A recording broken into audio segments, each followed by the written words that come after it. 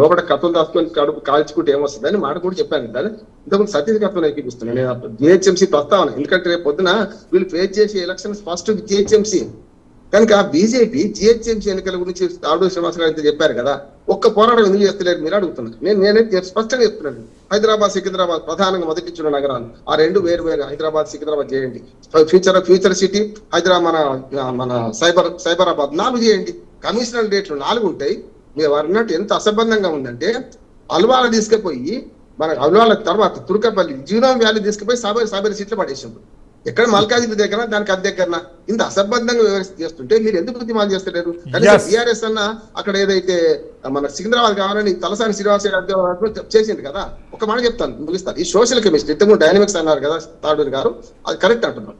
Social కెమిస్ట్రీలో ఎప్పుడైతే ఏం చెప్పలేదు. HO2 ఎట్లా అవుతుంది సైంటిస్టులు చెప్పగలుగుతారు, కానీ ఆ కెమిస్ట్రీ వేరు. కానీ సోషల్ కెమిస్ట్రీ ఏం చేస్తుందంటే 1, 2, 3 సరిగ్గా 2014 ఎన్నికల్లో 3 బీజేపీకి 1, 2 కాంగ్రెస్ టీడీపీ బీజేపీ 3 వచ్చినాయి. 99 సీట్లు బీఆర్ఎస్ కు 44 సీట్లు. అప్పుడే 44, మొన్న 2021 కూడా 44 వచ్చినాయి. ఇది మన ఎంఐఎం. మొన్న ఏమైంది 45 సీట్లు వచ్చినాయి, 52 తక్కువ. ఇద్దరు చనిపోతే మళ్ళీ గెలిచి మళ్ళీ గెలవలేదు వాళ్ళు, కానీ వచ్చినాయి కదా. మరి 2 సీట్లు ఉన్న బీజేపీ 40 ఎందుకు ఎదిగింది కదా. ఇప్పుడు బీజేపీకి నిజంగా హైదరాబాద్ లో మంచి పలుకుబడి ఉన్నది. బీఆర్ఎస్ తర్వాత నేను వార్తలు పూర్తిగా ఎక్కిస్తున్నాను. ఫస్ట్, సెకండ్, థర్డ్ అంటే థర్డే కాంగ్రెస్ పార్టీకి లేదు. ఎప్పుడు ఆనాడు 1 సీటు మనం అసలు లేకుండే ఫిరాయింపుల ద్వారా ఆమెను విజయలక్ష్మి గారి మేయర్ చేసుకున్నారు తప్ప రేపటి ఎన్నికల్లో మీరు గెలవాలంటే ఐక్యతారాగం వినిపించడమే కాదు, ప్రజలు నమ్మించడమే కాదు, నిజంగా మీరు ఐక్యతారాగం పాడి కరెక్ట్ గా ఉంటే అన్ని సన్నాయాన్ని కరెక్ట్ గా కలిస్తే విజయం ఉంటుంది. లేకపోతే ఇదే ప్రకారం పెట్టుకుంటే కష్టమైంది. ముదిరాజులు మరియు బండి సంజయ్ గారు సామాజిక మున్నూరు కాపులు 2 బలమైనటువంటి బీసీ సామాజిక వర్గాలు, అవి కలిస్తే బీజేపీకి అడ్డెక్కడుందంటారు? లేదు, నేను ఏమంటానంటే బీజేపీ ఓన్లీ ముదిరాజులు మున్నూరు కాపు ఆస్పెక్ట్లో కాకుండా కంప్లీట్ పబ్లిక్ పర్సెప్షన్ లోపల చూసుకుంటేనే వర్కౌట్ అవుతుంది. ఎందుకంటే ఈరోజు ఈటెల రాజేందర్ను ముదిరాజు కోటాలో చూసుకొని రాలేదు. ఆయన ఒక ఉద్యమకారుడుగా, ఆయన బ్యాక్గ్రౌండ్ ప్రజల్లోంచి వచ్చిన నాయకుడుగా చూసుకున్నారు. ఇప్పుడు అన్నా కాదన్నా క్యాస్ట్ క్యాల్కులేషన్స్ అంటే క్యాస్ట్ ఈక్వేషన్స్ మనం మాట్లాడుకోవచ్చు, కానీ మన దగ్గర క్యాస్ట్ బేస్డ్గా పోలరైజేషన్ అనేది ఎప్పుడు జరగలేదు, జరిగినట్టుగా దాఖలాలు కూడా లేవు. కాకపోతే మనం మాట్లాడుకుంటాం ఏది బలమైన సామాజిక వర్గంగా ఉంటుంది, ఏది నాయకత్వాన్ని హోల్డ్ చేసుకొని సక్సెస్ రేట్ ఎంత తీసుకొని వచ్చింది అనేది మాట్లాడుకోవడానికి మాత్రం పనికొస్తుంది. కానీ ఈ ఓట్లు ఎన్నికల లోపల దాన్ని ఓట్ల రూపంలో మార్చడానికి కులం ప్రాతిపదిక మీద మాత్రం ఎప్పుడూ జరగలేదు.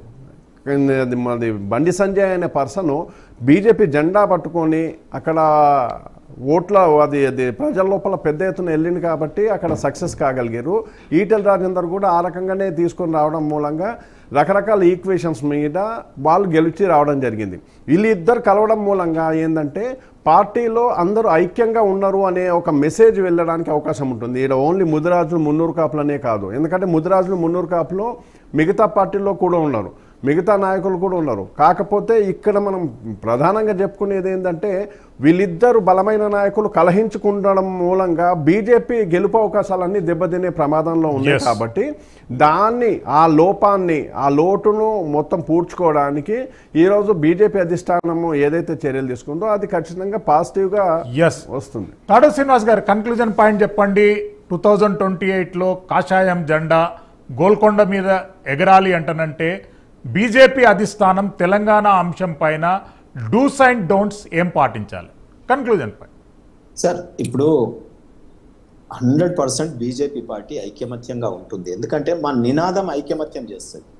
మేము హిందూ సమాజం అంతా కలిసికట్టుగా ఉండాలని కోరుకునే వాళ్ళం. ఈ కులాల పేరుతో విభజన కాదు, జస్ట్ అంత్యోదయ డెవలప్మెంట్ కావాలి. మా దీన్ దయాళ్ ఉపాధ్యాయ గారు యొక్క డ్రీమ్ అది. సో అంత్యోదయ అంటే ఇంకా చెప్పండి, అంతకు మించినటువంటి రాజకీయం ఏముంటుంది? రెండవది ఏంటంటే మీరు ఒక్కటి హిందువులని కులాల పేరుతో ఇంకో పేరుతో విభజించే ప్రయత్నాలు కుట్రలు ఎప్పుడు జరుగుతూనే ఉంటాయి.